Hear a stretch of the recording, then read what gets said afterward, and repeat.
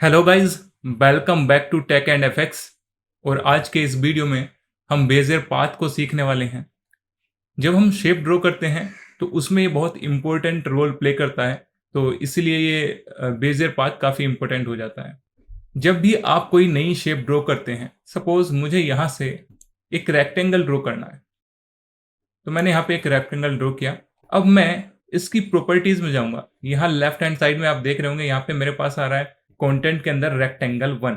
Rectangle one के अंदर मैं जाऊंगा तो यहाँ पे मुझे मिलेगा रेक्टेंगल पाथ। ओके, और रेक्टेंगल पाथ के अंदर जब मैं जाऊंगा तो यहाँ पे मुझे कुछ प्रॉपर्टीज मिलेंगी, है ना, जैसे साइज हो गया, पोजिशन हो गया, राउंडनेस हो गया। ठीक है, तो अभी क्या है कि ये हमारा पाथ जो है वो बेजियर नहीं है। सेम मैं एक शेप और ड्रॉ करता हूँ बेजियर पाथ के साथ। उसके लिए मैं सबसे पहले यहाँ पे टाइम लाइन में इस लेयर को करता हूँ डीसेलेक्ट, क्योंकि अगर मैं इस लेयर को सेलेक्ट रखूंगा तो वो शेप भी इसी के अंदर आ जाएगी। फिर मैंने यहाँ पे रेक्टेंगल टूल सेलेक्ट किया हुआ है और यहाँ पे आप ऊपर ध्यान देंगे, यहाँ पे बेजियर पाथ का बटन है, मैं इसको इनेबल कर देता हूँ। ठीक है, अब जब मैं कोई भी शेप ड्रॉ करूंगा तो वो बेजियर पाथ के साथ आएगी। तो मैंने यहाँ पे एक शेप और ड्रॉ की है और ये शेप मैं इसको दूसरा कलर में कोड कर देता हूँ। मैं इसको कर देता हूँ यहाँ पे रेड। ओके, ताकि हमको पता चले कि कौन सा बेजियर है और कौन सा नॉन बेजियर। अब यहाँ पे मैं इस बेजियर पाथ वाली लेयर के कंटेंट में जाके जब रेक्टेंगल वन पे क्लिक करूंगा तो आप देख रहे हैं यहाँ पे हमारे पास आया है पाथ वन, जबकि हमारे पास यहाँ पे जो नॉन बेजियर शेप है उसमें रेक्टेंगल पाथ वन है ना।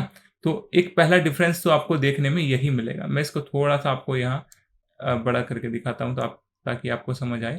यहाँ पे रेक्टेंगल वन के अंदर हमको मिला था रेक्टेंगल पाथ वन, यहाँ पे रेक्टेंगल वन के अंदर मिला है पाथ वन। जब हम इस पाथ को एक्सपेंड करेंगे तो यहाँ पे हमको जस्ट एक ही वैल्यू मिली है, वो है पाथ की।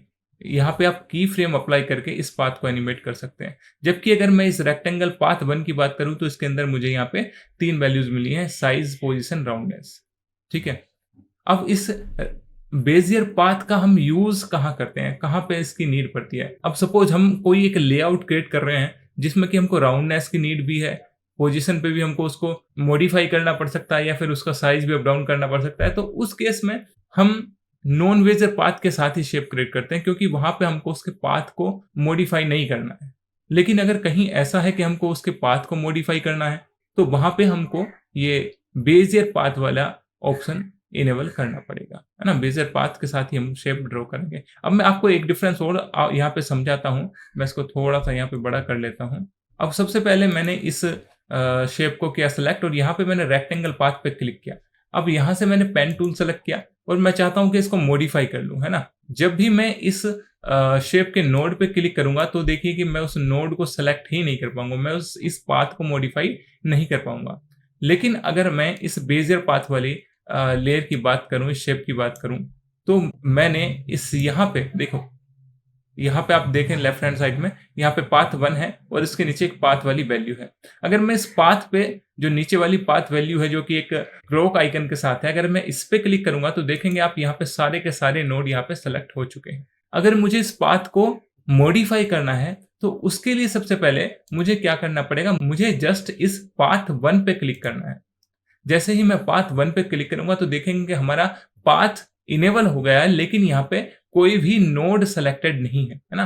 अब मुझे जोन सा भी नोड यहाँ पे मॉडिफाई करना है, मैं उसको यहाँ पे आसानी से पिक करके कर सकता हूँ। ओके, इतना ही नहीं, अगर मैं इस नोड को सेलेक्ट करता हूँ और अब मैं अपने कीबोर्ड से ओल्ट को होल्ड करके रखता हूँ और मैं इस नोड को पकड़ के थोड़ा सा ड्रैग करता हूँ, है ना, तो आप देखेंगे मैंने अभी इसको होल्ड किया हुआ है और होल्ड करने के बाद ही मैं इसको ड्रैग कर रहा हूँ, है ना। तो इस तरीके से मैं इस पाथ को यहाँ पे मॉडिफाई भी कर सकता हूँ। ओके, अब सपोज ऐसा हुआ कि आपने अपनी शेप क्रिएट कर ली है लेकिन आप रोटो बेजियर वाले बटन को इनेबल करना भूल गए। मीन्स आपकी जो शेप्स हैं वो नॉन बेजियर हैं और आपको अब उसके पाथ को मॉडिफाई करना है। तो इस केस में यहाँ पे आपके पास एक अपॉर्चुनिटी होती है, वो ये कि आप जस्ट इस नॉन बेजियर पाथ को सेलेक्ट करेंगे, फिर यहाँ पे राइट क्लिक करेंगे और यहाँ पे आपको एक ऑप्शन मिलता है कन्वर्ट टू बेजियर पाथ। जैसे ही आप इस पे क्लिक करेंगे तो आपका जो पाथ है, देखो यहाँ पे रेक्टेंगल पाथ वन आ रहा था, अब ये पाथ वन में कन्वर्ट हो चुका है। मीन्स अब ये पाथ बेजियर हो चुका है। अब मैं इस पाथ को भी यहाँ पे मॉडिफाई कर सकता हूँ। उसके लिए वही है कि हम इस ऊपर वाले जो पाथ 1 है इस पे क्लिक करेंगे तो हमारा ये पाथ जो है वो इनेबल हो जाएगा, लेकिन कोई भी नोड सेलेक्टेड नहीं होगा। तो अब मैं इसके किसी भी नोड पे क्लिक करके उसको मॉडिफाई कर सकता हूँ, सेम जैसे कि मैं इस वाले शेप को मॉडिफाई यहाँ पे कर पा रहा था। तो आई होप के आपको ये बेजियर पाथ वाला जो कंसेप्ट है वो क्लियर हो गया होगा और ये वीडियो भी आपके लिए काफी हेल्पफुल रही होगी।